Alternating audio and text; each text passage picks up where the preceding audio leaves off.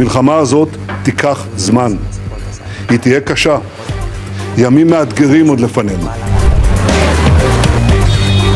أنتم اليوم على موعد مع النصر العظيم والفتح المبين.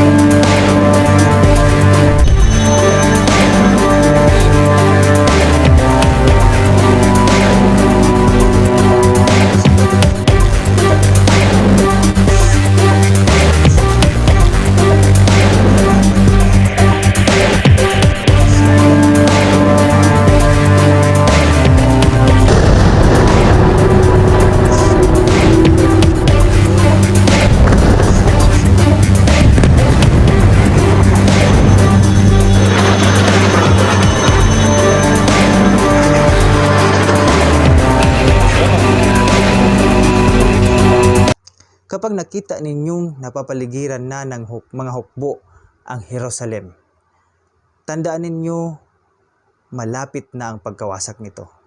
Ang mga nasa Judea ay dapat nang tumakas papunta sa kabundukan. Ang mga nasa bayan ay dapat nang lumabas.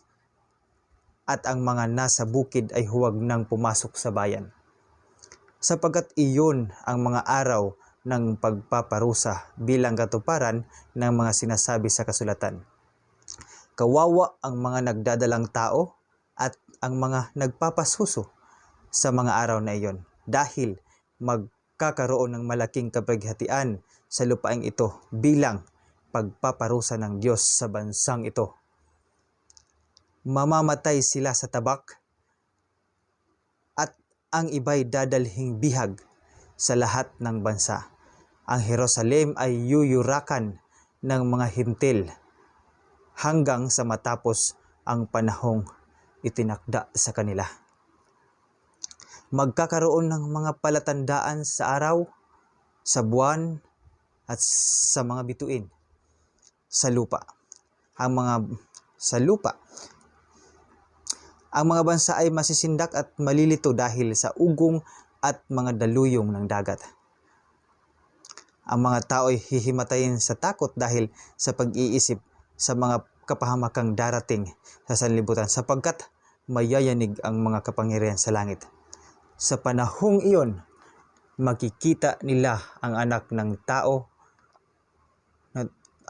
taong dumarating na nasa alapaap at may kapangyarihan at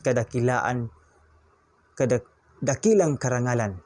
Kapag nagsimula ng mangyari ang mga ito, Magalak kayo sapagkat malapit na ang inyong katubusan.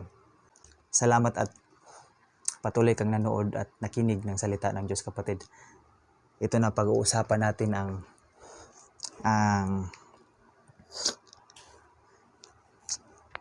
ating binasa ngayon na salita ng Diyos, na napaka-importante po, kapatid, na dapat mong malaman, dapat nating malaman at maging aware tayo sa mga nangyayari ngayon sa ibang bansa, sa buhay natin, sa bawat bansa na mga nangyayari.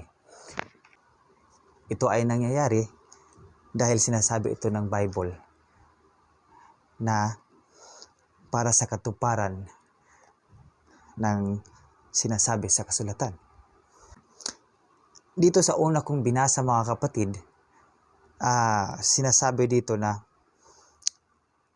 sa Luke 21 verse 6, sinabi dito na darating ang panahon na ang lahat ng nakikita ninyong iyan ay iguguho at walang matitirang magkapatong na mga bata. Nangyayari na ba ito ngayon, mga kapatid? Na iginuguho na ang mga gusali, ang mga malalaking gusali na iyan na sinasabi dito ni Jesus sa Biblia?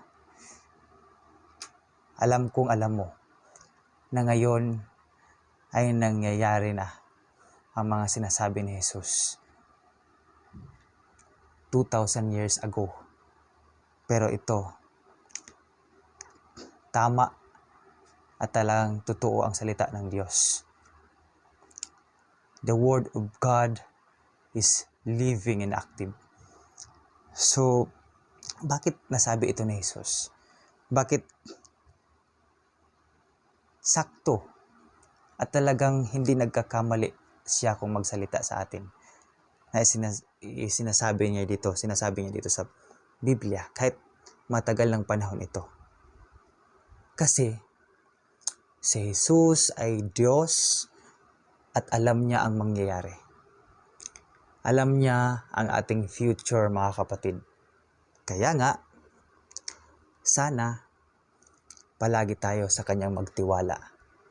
At dahil nakikita nating ang kanyang salita ay hindi nagsisinungaling at talagang nakikita nating nangyayari na ang mga sinasabi niya sa Biblia. Sana po, mga kapatid, huwag tayong magbingi-bingihan. Huwag tayong magbulag-bulagan sa mga nangyayari sa mundong ito ngayon. Mga kapatid, malapit na ang muling pagbabalik ni Jesus at ang kanyang paghahari. Kaya nga sana po, ikaw ay maging handa sa kanyang pagbalik upang sa kanyang pagbalik ay madatnan ka niya na nakatayo at hindi ka mahiya sa kanyang pagbalik. Ano ba ang mangyayari ngayon sa bansang Israel? Ano ba ang mangyayari sa bansang Israel kung lumala pa ang gera? Hindi lang sa bansang Israel kundi sa lahat ng bansa. Sa ating bansa dito sa Pilipinas, posibleng maaapektuhan tayo dahil sinasabi na ito sa Biblia. So, sabi dito sa verse 8, sumagot si Jesus, mag-ingat kayo upang hindi kayo mailigaw ninuman. Marami ang darating sa aking pangalan at magsasabi, ako ang Kristo, at dumating na ang panahon. Huwag kayong maniwala sa kanila. Huwag kayong mabagabag kung makabalita man kayo ng mga digmaan at mga rebelyon. Dapat munang mangyari ang mga iyon, subalit hindi darating kaagad ang wakas. Ano ba ang palaging sinasabi sa atin ng Diyos sa kanyang salita? Na mag-ingat tayo, mga kapatid. So kasi nga, kapag nangyayari na ito, tulad ng binasa ko kanina, hindi ko na ulitin basahin lahat. Pag nangyayari na ito ng mga ganito na mga kaguluhan, mga gera katulad ng mga gera dyan sa Israel, gera dyan sa Israel at Palestine, sa mga Hamas. So, iyan po ay posibleng aabot sa sukdulan. At mangyayari ang sinasabi dito sa Luke 21 verse 20. Kapag nakita ninyong napapaligiran na ng mga hukbo ang Jerusalem, tandaan ninyo, malapit na ang pagkawasak nito. Nasaan ba ang Israel ngayon? Nasaan ba ang Jerusalem? Hindi ba't ang Jerusalem ay nasa Israel? Nasaan ba ang napapabalita ngayon na gera? Hindi ba sa bansang Israel at sa Palestine, ng mga Hamas, yan dyan sa Palestine? So, posible mga kapatid na pag lumala ang gera dyan sa Jerusalem, ay talagang malapit na talaga ang pagtatapos ng mundong ito. Kasi dyan talaga sinasabi ng Bible, dyan magsisimula ang kaguluhan, and then pag lumala iyan, darating na dyan, magpapakilala na dyan ang posibleng lilitaw na ang Antichrist. At yan ay mangyayari mga kapatid, hindi na magtatagal. Kasi nga, sinasabi dito sa kanyang salita, sabi pa dito sa Luke 21 verse 32, tandaan ninyo, magaganap ang lahat ng ito bago mamatay ang lahat ng taong nabubuhay sa salinlahing ito. Lilipas ang langit at ang lupa, ngunit ang aking mga salita ay mananatili magpakailanman. Ayon sa mga Bible scholar, sa mga nag-aaral ng pinag-aaralan talaga nila, ang nakapokus sila sa Bible, ang ating henerasyon ngayon, ito po ay ang last generation na. So, sinasabi dito sa Bible mga kapatid na magaganap ang lahat ng ito bago mamatay ang lahat ng taong nabubuhay sa salinlahing ito. Last generation na tayo mga kapatid. At itong sinasabi ni Jesus dito sa nakaguluhan ng mangyayari, magkakaroon ng mga digmaan sa mga bansa, malalakas na lindol, tagutom, at mga salot. At pag nangyari iyan, posibleng magpapakilala na ang Antichrist. At ang sabi ng Diyos sa atin mga kapatid, mag-ingat tayo kung posible mang mangyari yan. Kasi nga, posible na tayong mga nananampalataya at na sumusunod sa kalooban ng Diyos, posibleng maabutan natin ito. May mga pag-aaral na posibleng ang mga mananampalataya ay mararapture na sa pre-tribulation. At may mga pag-aaral na naman ay magra-rapture, kukuhanin tayo ng Diyos in mid-tribulation. So, nandyan lang yan sa dalawang yan, sa pre-tribulation or mid-tribulation. So, ang kailangan lang natin mga kapatid, kasi hindi naman natin sigurado, wala namang sinasabi nito na exact time, exact day, exact year. Ang sinasabi lang ng ating Diyos na mag-ingat tayo palagi. Ano ang gagawin natin? Ang katakawan, paglalasing, at kabalisahan sa buhay na ito ay alisin ninyo sa inyong isip. Mag-ingat kayo at baka bigla kayong abutan ng araw na iyon, na tulad ng isang bitag, sapagkat darating ang araw na iyon sa lahat ng tao. Kaya't maging handa kayo sa lahat ng oras. Lagi ninyong idalangin na magkaroon kayo ng kalakasan upang makaligtas sa lahat ng mangyayaring ito at makaharap kayo sa anak ng tao. So, posibleng abutan tayo ng grabing kaguluhan dito, at ang gustong ipaabot sa atin ng Diyos ngayon, ang mensahe ng Diyos sa akin, sa iyo kapatid na nanonood ngayon, na maging handa tayo sa lahat ng oras. Palagi tayong manalangin sa Diyos, nabigyan tayo niya ng kalakasan at makaligtas tayo sa lahat ng mangyayaring ito. So, nang makaharap tayo sa anak ng tao pagbalik. Sino po ang anak ng tao na babalik na sinasabi dito sa Biblia, mga kapatid? Babalik si Jesus. Yan po ang sinasabi na second coming of Jesus Christ. At babalik siya na, sabi dito sa Biblia, makikita nila ang anak ng taong dumarating na nasa alapaap at may kapangyarihan at dakilang karangalan.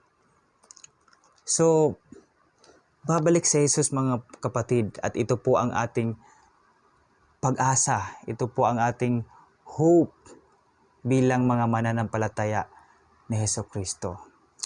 So, kung mangyari man ito, lumala man itong gera ngayon sa Israel at sa Palestine ng mga Hamas, ang ating magandang gawin, mga kapatid, na sinasabi dito sa Biblia, sabi ni Jesus na ating Diyos, na huwag tayong matakot, palaging manalangin. At ano ang sinasabi dito ni Jesus? Umiwas na tayo sa mga kasalanan. Mga kasalanan ito, mga katakawan, paglalasing, kabalasehan sa buhay. Alisin na ninyo sa inyong isipan. Mag-ingat kayo at baka bigla kayong abutan ng araw na iyon na tulad ng isang bitag. Mga kapatid, yan pong mga kasalanan na ino-offer ng mundo na galing sa dyablo. Iyan po ay bitag para hindi ka maligtas pagdating ni Jesus. Kapatid, wag naman sana na ipagpalit mo ang eternal ang value sa temporal ang value. Kasi itong mga humahatak na kasalanan dito sa mundo, kapatid, iyan po ay temporary. Yan po ang mga ino-offer ng sanlibutan, ino-offer ng kaaway upang hindi ka makasama sa muling pagbalik ni Jesus. Kapatid, sinasabi dito sa Bible na ang dapat nating pahalagahan, bigyan natin ng importansya ang pagsunod sa kalooban ng Diyos, ang mamuhay ng naaayon sa kalooban ng Diyos upang sa kanyang pagbalik ay hindi ka mahiya, kapatid, na humarap sa Diyos, sa anak ng tao na si Jesucristo. Kasi nga, kung andyan ka sa mga pagkakasalang iyan at naabutan ka ni Jesus sa kanyang pagbabalik, ay mahihiya kang humarap sa kanya. At ano ba ang mangyayari sa iyo? Mapapahamak ka kapag hindi mo pa yan binitawan ng mga kasalanan sa iyong buhay ngayon.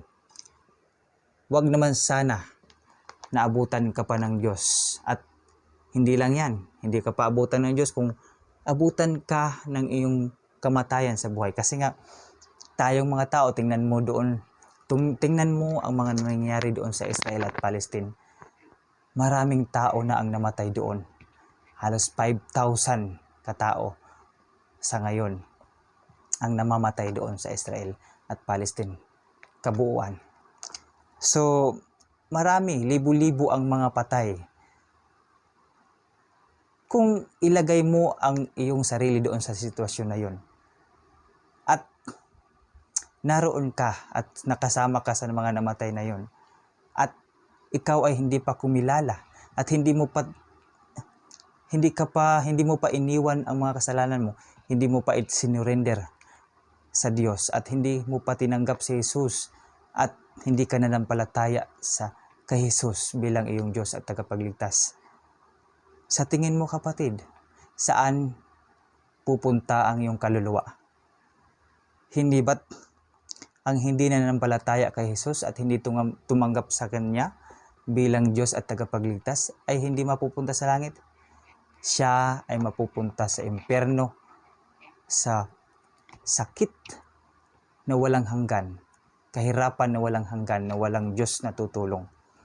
Pero ang kagandahan, mga kapatid, sa mga taong mayroong tunay na pananampalataya kay Jesus at tunay na tumanggap kay Jesus bilang iyong Diyos at tagapagligtas, Diyos at tagapagligtas ng ating buhay, tayo po ay makasisiguro na mapupunta tayo sa Kanyang kaharian sa langit. Kasi nga, sinasabi dito niya sa Luke 21, verse 17, kapupuutan kayo ng lahat dahil sa pagsunod sa akin. Verse 18, ngunit hindi kayo malalagasan kahit isang hibla ng buhok sa inyong pagtitiis. Verse 19, sa inyong pagtitiis ay maililigtas ninyo ang inyong buhay. Kapatid, nangako sa atin ng Diyos na kapag tayo ay nasa Kanya, hindi tayo mapapahamak at mayroon tayong kaligtasan sa kay Jesus. Mamatay man itong ating katawan dito sa mundo, mga kapatid, ang ating kaluluwa ay secure kapag nandyan tayo kay Jesus. Dahil siya ang mag-iingat sa atin. At ang kaligtasan na ino-offer ni Jesus sa iyo, kapatid, at sa akin ay sure and hindi nagbabago ang Diyos, kapatid, sa kanyang mga pangako. Dahil sinabi nga niya dito, lilipas ang langit at ang lupa, ngunit ang aking mga salita ay manatili magpakailanman. Kung babasahin mo dyan ang John 3:16, mga kapatid, so about itong mga kaguluhang ito na dapat na kinatatakutan ng lahat ng tao, kinakatakutan natin mga tao, kung panghahawakan lang natin ang salita ng Diyos na sinasabi niya huwag na tayong matakot. Palaging sinasabi niya ni Jesus sa kanyang salita na huwag kayong matakot, huwag kayong mabalisa, kasi ang Diyos ay may napakagandang pangako sa atin at inihanda sa atin na magandang tirahan doon sa langit. Sabi pa nga niya dito sa John 3:16, mga kapatid, sapagkat gayon na lamang ang pag-ibig ng Diyos sa sangkatauhan, kaya't ibinigay niya ang kanyang kaisa-isang anak, upang ang sino mang sumampalataya sa kanya ay hindi mapahamak, kundi magkaroon ng buhay na walang hanggan. Ano po ang requirements, kapatid, na para hindi ka matakot sa mga kaguluhang nangyayari dyan sa gera ng Israel at Hamas, at baka lumala yan at gumulo pa. Sinasabi nila na baka mag World War III. So para hindi tayo matakot niyan, kapatid, panghawakan natin ang salita ng Diyos, mga pangako ng Diyos na hindi niya tayo iiwan, hindi niya tayo pababayaan. At talagang pag nangako ang Diyos, mga kapatid, sa atin, makakasiguro ka, makakasiguro ako, dahil ang Diyos ay totoo, ang Diyos ay holy, at never siyang nagsisinungaling. Pag sinabi niyang tayo'y ililigtas, kapag tayo nanampalataya sa kanyang bugtong na anak na si Jesus, tayo po ay siguradong maliligtas. 100%. So, sa lahat ng mga tumanggap at sumampalataya kay Jesus, ito po ang katibayan na kayo ay ligtas na. Ako ay ligtas na. Sabi pa dito sa kanyang salita sa John 1:12. Subalit, ang lahat ng tumanggap at sumampalataya sa Kanya ay binigyan niya ng karapatang maging mga anak ng Diyos. Sino ba ang tinanggap mo? Pag tinanggap, sino ba ang sinasabi dito sa Bible? Si Jesus ang pinag-uusapan dito, kapatid. Sabi dito, subalit ang lahat ng tumanggap. Kapag ikaw ay tumanggap na kay Jesus at sumampalataya kay Jesus, mayroon kang karapatan. Binigyan ka na ng karapatan na maging mga anak ng Diyos. So, kapatid, salamat po sa iyong panunod. Again, tandaan mo ito. Tandaan natin ito, kapatid, dito sabi niya sa Luke 21 verse 14 to 15. Kung mangyari man ang mga ganito, kapatid, at madatnan tayo ng mga kaguluhang ito, lumala pa ito, umabot ito sa atin sa bansang Pilipinas. Ang kaguluhan na dyan, na pinangangambahan na baka mag World War III. Tandaan natin ang pangako ng Diyos, mga kapatid. Sabi niya dito sa Lucas 21 verse 14 to 15, ipanatag ninyo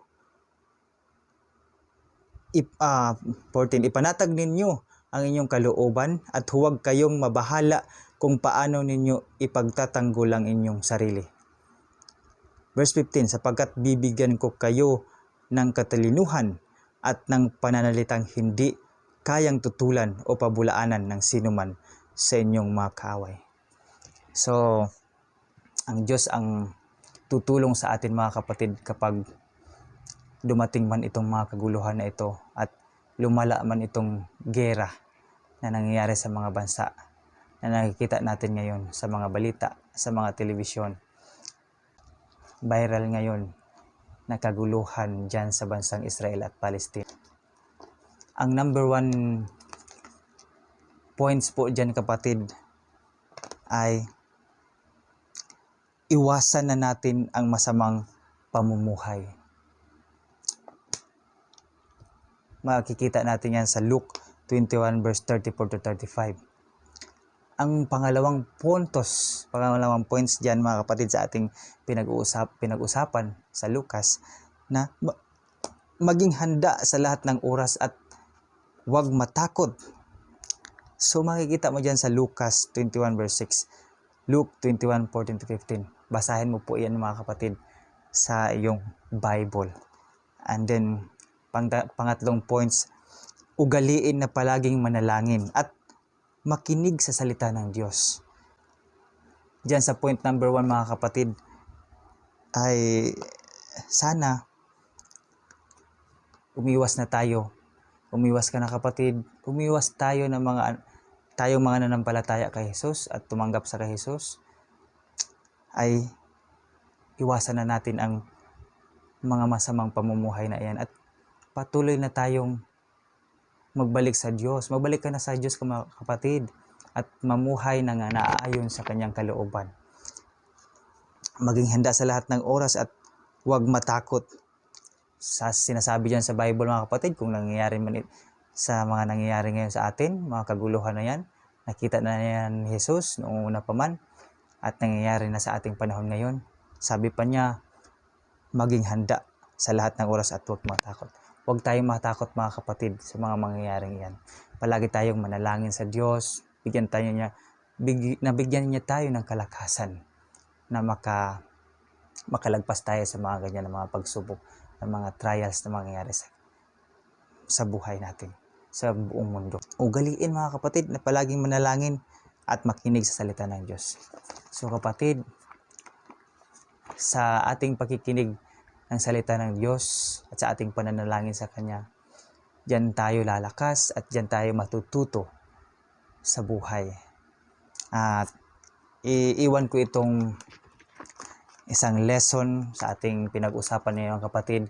Medyo mahaba-haba na ang topic na aking naitalakay at baka naantok ka na dyan. Sana po tapusin mo ito. Ang aking conclusion sa topic dyan sa Lucas 21. chapter 21.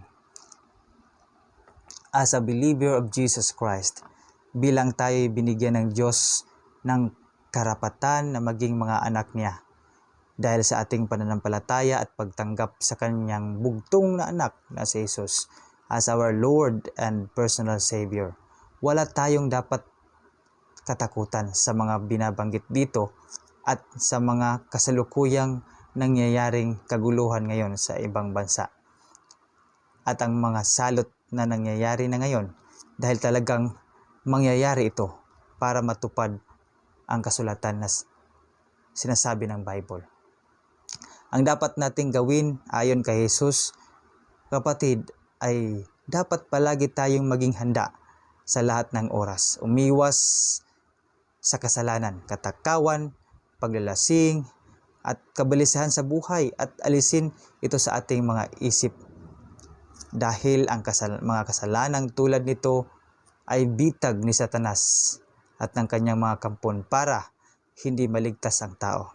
Ang dapat nating gawin ay palaging manalangin, humingi ng tulong sa Diyos na maging malakas tayo pagdating ng mga araw na ito. At humingi tayo ng wisdom sa Kanya dahil nangako siya sa atin na hindi niya tayo pababayaan pagdating ng kaguluhang ito. Patuloy tayong ililigtas at iingatan ni Jesus. Amen. Salamat po and God bless you, kapatid. Bye-bye.